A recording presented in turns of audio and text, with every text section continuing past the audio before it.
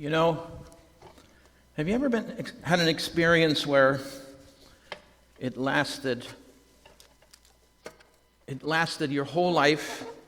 Something that happened in your past that so affected you that it lingered with you for a long time.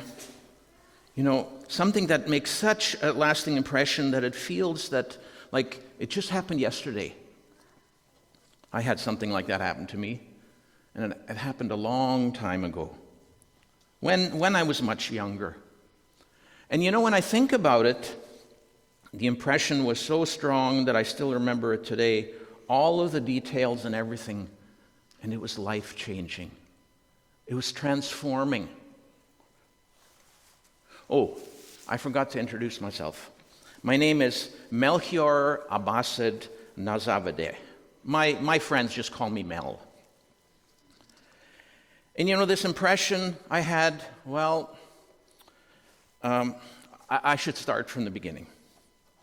I was born in Persia into a family of 8 siblings, 4 sisters, 3 brothers, and myself. I'm the second oldest. I have an older sister, and my mother took care of us, and my father, he was working for the king, King Fratzes administration. You know, the one who ruled over the Median Empire. And my 4 sisters and my 3 brothers, we would often do things together, like going around the village and sort of exploring the neighborhood. We'd find out that the neighbor had a new cat, and that the family across the street had a big apple tree that were really good. And I only got caught once stealing apples, and boy, did I get a licking from my dad. Oh my goodness. And my siblings and I would sometimes go down to the end of the road where the little brook was, and we'd go hunting for frogs, and I'd usually like to put frogs in my sister's beds, but don't tell them it was me. You know, I was always kind of a curious kid. I would ask lots of questions. I used to ask my dad, "Father, why is the grass green? Why do the birds sing, and how does rain get made?" And I remember many nights I would, after my siblings were asleep, my mom kissed me goodnight, and I would walk over to the window and I'd just look up at the sky and see the stars, and I'd wonder, why do the stars twinkle? Or why is the moon sometimes big and sometimes it's little? And I think, well, maybe it shrinks and then it grows again. And so I had so many questions. And so sometimes I would go to my mom and I would say, "Mom, why this?" And she would say, "Well, go to your father." And then I would go to my father and I ask him, "Father, why is it like this?" And he would say, "Go ask your mother." I was just a curious kid, you know. And so when I went to school, I kept having lots of questions for my teacher. He recognized that I was a good learner, and so he had this idea that I needed to study under a tutor. So when I got older, I would be able to serve my king. So when I was 18 years old, I was introduced to an older man, and he became my tutor. And I learned all kinds of things. I learned about science, about the human body, about astronomy, all kinds of things. But what I liked the most was astronomy. It took me right back to when I was 6 years old. I remember looking out that window at night at the dark sky and all the stars above me. You know, my tutor had a special instrument that if you looked through it, it would make the stars bigger. It was amazing. He told me that the stars could tell us things, you know, secret messages about how the world began and like what would happen in the future. And my tutor also had access to a lot of scrolls, a lot of old scrolls. I should have brought one to show you. And these scrolls were in the king's registry. Maybe today you'd call it a library or something. And these scrolls had important things written on them. Some of them were sent from the religious priests, some from important people, and some that some traders brought back when they went far away, and they were given them, and they brought them back to the king as gifts. I remember my tutor saying, no, you can't have access to those until you're finished your studies. And so then one day, the day came when my training was over, my exams were done, my internship was finished, and I was a full-fledged priest and advisor to the king. I was happy I was able to serve my king, but I was most happy about now I could read what was in those scrolls. I remember the day I found an old scroll and I opened it, and it had some kind of strange language written on it. Something that I was unfamiliar with. So I went and I asked some of my senior colleagues, and one of them said that it was an old document that had been copied from the original Hebrew. He said it had something to do with a Hebrew prophecy about a king. And the scroll had been given to our king by one of the Jewish rabbis in the city of Ecbatana. That's about a 10-day camel trip from where I live, from the bigger city of Susa. And I remember making that trip to visit that rabbi. He was already very old. And I asked him about the scroll and about the prophecy that was written in that scroll. And he told me it was from a prophet named Isaiah. The rabbi knew the prophecy by heart. For unto us a child is born, to us a son is given, and the government will be on his shoulders, and he will be called Wonderful Counselor, Mighty God, Everlasting Father, Prince of Peace. And of the increase of his government and peace there will be no end. He will reign on David's throne and over his kingdom, establishing and upholding it with justice and righteousness from that time on and forever. The zeal of the Lord Almighty will accomplish this. That's what was in that scroll. And I remember asking the old rabbi, so when will this happen? Was there a certain year that this would happen? No, he said, but God will give a sign. The God of Abraham, Isaac, and Jacob will give a sign. I remember those words distinctly. God will give a sign. That's all he said. You know, in my religion, Zoroastrianism, a sign comes from the sky. The heavens, the stars, they tell us things, they speak. The way they move and the way they're aligned tells us things, guides us. I studied that in my training. I've been studying stars all my life. And my king needs to know how to govern his kingdom well. And so he expects me to read the stars and give him counsel. So for years and years and years, I kept looking up at the sky, up at the stars, and thinking of what that old rabbi said. God will give a sign. And you know, then one night, I saw it in a dream. In a dream, I saw the old rabbi holding a baby and a star with a long tail crossing the sky. God has given a sign, I said to myself. God has given a sign. The sign is a star. I could hardly go back to sleep. I was so excited. The next morning, I ran to share the news with my fellow priests, Casper and Balthazar. Do you remember, I said, do you remember I told you a long time ago about a Jewish rabbi who told me about a prophecy of a king who would be a ruler who would rule forever and there would be peace? Well, the king is a baby, and I know how to look for him. The sign is in the sky. It's a star. You know, it took some convincing, but they finally came around, and they agreed that we needed to find this king. So we started planning.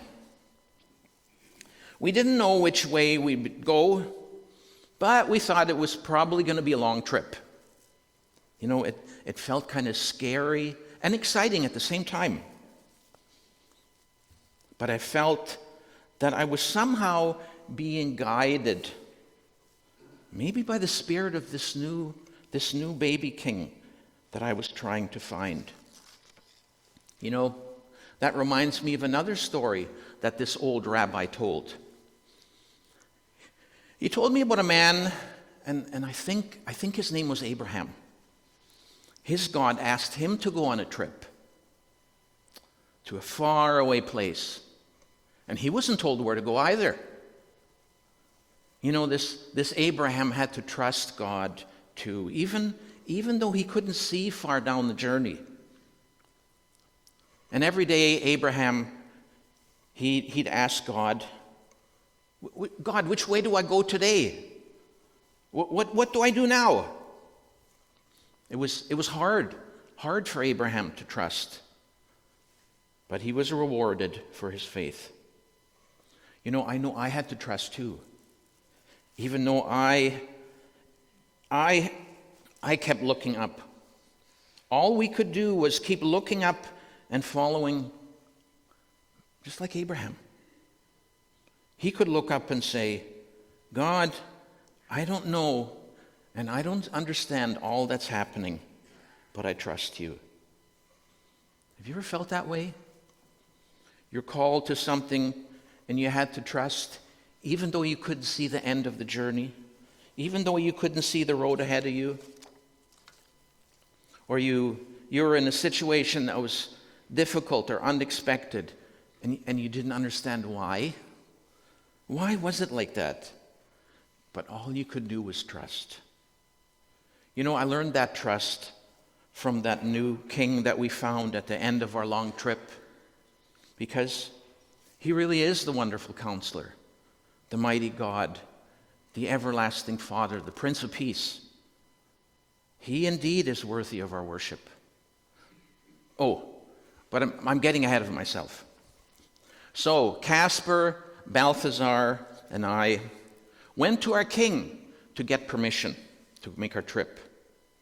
You know, we were surprised that after we explained to the king about this new king, he seemed very interested, especially the part when we said peace.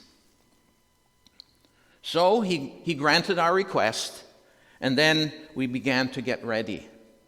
I was in charge of all the star maps and getting the gifts. And Casper and Balthazar, they were in charge of the logistics. The food and the camels and the tents and the cooks to cook the food and all that stuff. Finally, the day arrived, and we were ready to set off. And you know, every morning and every evening, we'd check the position of the star. The one with the long tail. We could calculate it was moving, and moving in a westerly direction. And so days and weeks passed, and the star continued to move. It was a long journey. You know, often we traveled at night because it was just too hot, that hot sun and the burning sand. You know, one part of me kept asking the question when we stopped at every small village along the way, is this village the place? Is this where the star is leading?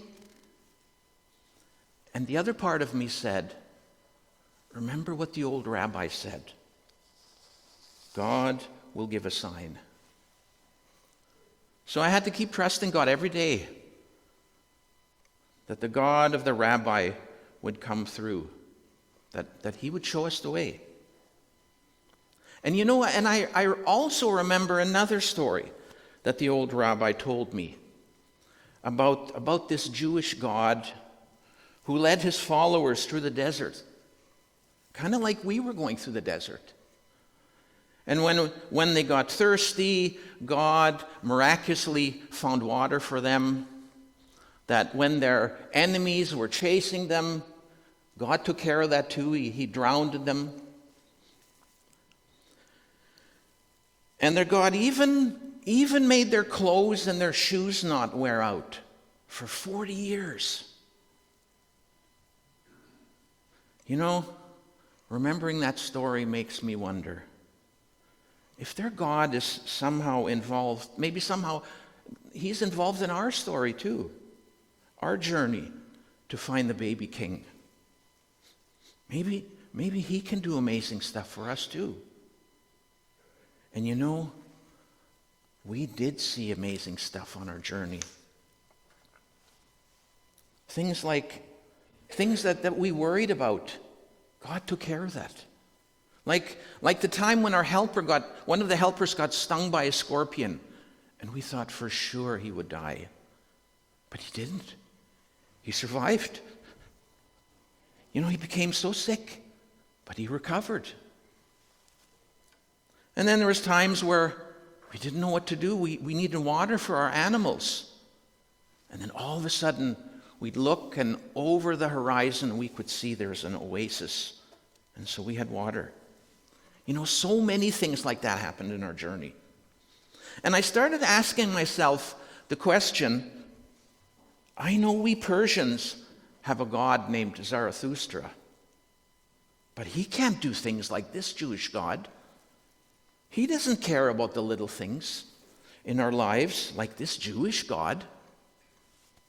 This Jewish God has power, and he has a kingdom.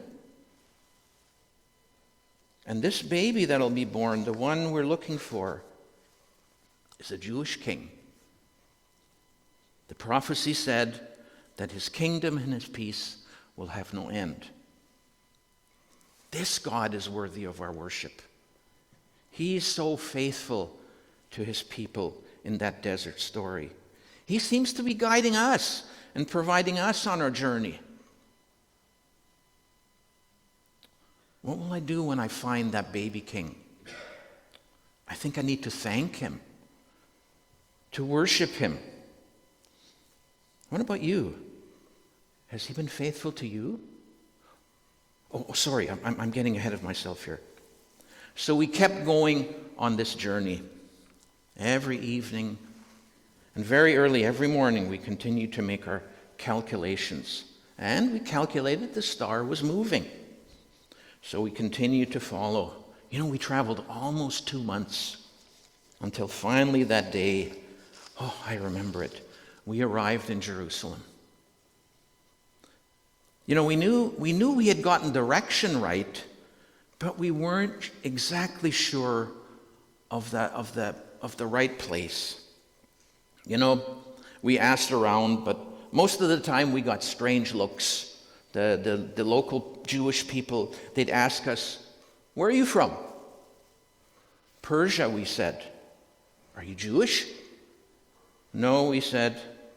"So then you're Gentiles," they said. Some of the religious leaders even told us they shouldn't be talking with us or associating with us because we were unclean Gentiles. Do I look unclean or unkept to you? The nerve of those people. We told them we were looking for a newborn king who'd been born, and some of them told us, "We have no idea what you're talking about. We don't need a new king. We have King Herod." You know, it was kind of frustrating not getting any answers. And to be treated like that, you know? Don't they know who we are? Our people back home wouldn't treat us like that. Then Casper had an idea. Why don't we ask this King Herod that they talked about? Maybe he knows where this newborn king is. So I asked one of them, can you tell us where we'd find this King Herod? Where else? Said another one. In his palace. It's on the western side of the city over there, near the temple. See, you can just barely see the top of the Temple Mount if you look to your west. Okay, thank you, I said. And we made our way off. Later that day, we arrived at the Herodian palace. And we asked one of the guards who was stationed at the gate, we said, we'd like to see King Herod. But the guard said, the king's not seeing anyone today. And we said, but we have an important message about a new king. We've come a long way, and this king has been born. Okay, I'll give him the message. You guys wait here. So after a few minutes, the guard came back and he said, please, come in right away. The king's very eager to see you. So we followed him into the palace. And eventually we're able to tell the king about our search for a newborn baby king. And you know, I remember the look on his face when he heard the news. It's like he was both surprised and nervous or anxious. He said, how long ago was it that you saw the star with the long tail? And then Balthazar replied, oh, maybe 18 months ago. Come back tomorrow, was the king's answer. I'll have an answer for you tomorrow regarding the baby's birthplace. So the next day we returned, and we had our answer. Bethlehem, King Herod exclaimed. Go and make a careful search for the child. As soon as you find him, report to me, so that I too may go and worship him. You know, when we left the palace that day, I had a really strange feeling about this King Herod. You know, it's kind of like when someone tells you something, but you feel like they're kind of hiding something, you know? So the next morning, our entourage, we were so excited. You could almost feel it in the air. We were almost there, almost at our destination. We would soon see this new king that was born. And when we arrived in Bethlehem, we asked around, but no one knew anything about this child. You know, the town was full of children that were 2 years and under. How are you supposed to find a small child in a town full of little kids? And then the thought came to me, and I whispered those words. Those were the words of the rabbi. God will give us a sign. God of the rabbi, you have shown us, you've guided us. Give us a sign. And just as I finished those last few words, a man came up to me and he pulled on my cloak and said, "Are you looking for a special child?" I sensed he knew what we were looking for.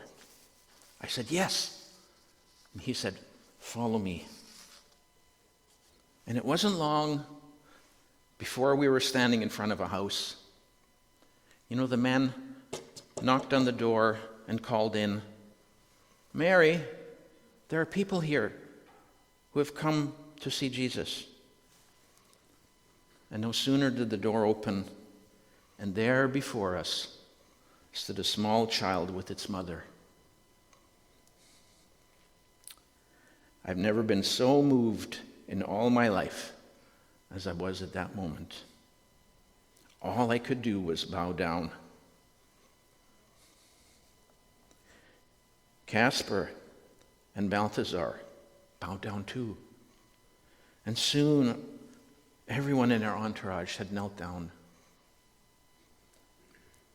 We brought gifts for the king, I said. Gold, frankincense, and myrrh. We've traveled from far away, and we've searched for many days. Your God has guided us. We're so filled with joy to have found the one whom we were looking for. The face of the mother of the child king had a sense of peace and serenity. It was though our coming was an encouragement and a blessing to her as well. Please stay for a while, she said. But I replied, we've come to worship and present our gifts to the king. We're grateful that we've seen and experienced how the God of the heavens, the God of Abraham, Isaac, and Jacob, as I was once told by a wise old man, your God has led us along and provided for us the entire journey. He's given us great joy to see the new king. We can now leave in peace. I remember leaving that house, and my heart was bursting with joy. I couldn't explain it. That night, we planned to return to King Herod to tell him where to find the child. But an angel came in a dream to all three of us, to myself and to Caspar and to Balthazar. We each saw the same message in our dream. Don't trust King Herod. He wants to harm the child because he sees the child as a threat to his power. You must return home by another way. And so the next morning we planned a different route that took us home. You know, I remember saying to the child's mother, your God led us along and provided for us the entire journey. But over the years, I've chosen to say that he is my God too. When I think about our journey to find the newborn king, you know, we really didn't know anything. In the Christmas story, we get called the wise men. But we weren't wise. We knew about science and things about the stars. But the most important thing, we didn't know. We didn't know the God who made those stars and the God who put the laws of science into practice. We took great care in studying and learning many things. But it was the God, this God, my God, who took great care of us, who watched over us, who guided us and provided for us. Just like a parent loving a child. And you know, maybe that's why I had such an overwhelming joy when I saw that Christ child. I think what I felt was his love for me. Are you on a journey? Are you on a difficult journey? Maybe one of illness or family issues. A journey that you wonder, where is this going? A journey where you maybe ask, how much longer, Lord? When will this end, Lord? I don't know if I have it in me, Lord, to keep following. Help me, Lord. I know what that's like. Our journey was long and hard. And sometimes, we wonder too what was going to happen. Where is this going? But the God of Abraham and Isaac and Jacob was with us. I can testify to his faithfulness. He gave us a sign of his promises, that the new king would be there, just as it was foretold. And God will give you a sign. Will give you a sign. No, he's already given me a sign. That sign is the Christ child, who's the King of Kings, the Prince of Peace, the one who's faithful and worthy to be worshipped. He's the God who transformed me, and he's the God who also wants to transform you. May you this Christmas remember how God has journeyed with you and how he watches over you, how he's been faithful to you. And may you again experience the joy that he brings. Joy to the world. The Lord has come. Amen.